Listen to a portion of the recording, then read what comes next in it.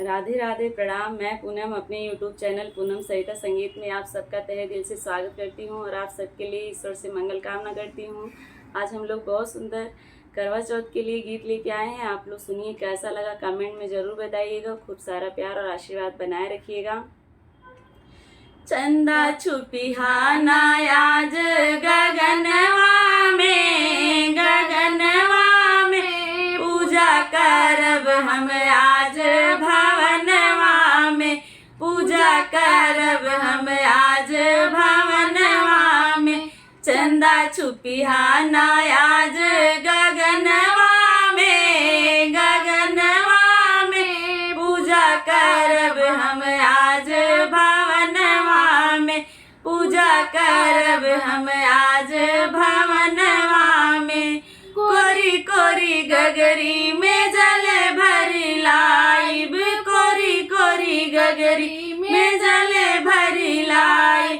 चंदा तो के चढ़ाई आंगनवा में, आंगनवा में पूजा करब हम अपने भवनवा में, पूजा करब हम अपने भवनवा में।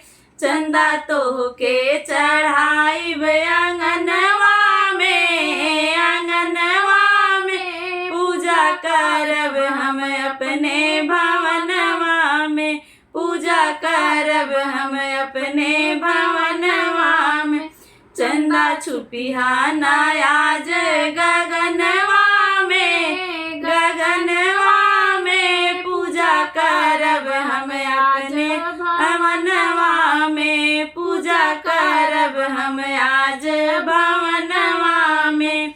बेला चमेली के फूल ले आइब, बेला चमेली के फूल ले आइब। आसन लगाइब आंगनवा में, आंगनवा में पूजा करब हम आज भवनवा में, पूजा करब हम आज भवनवा में।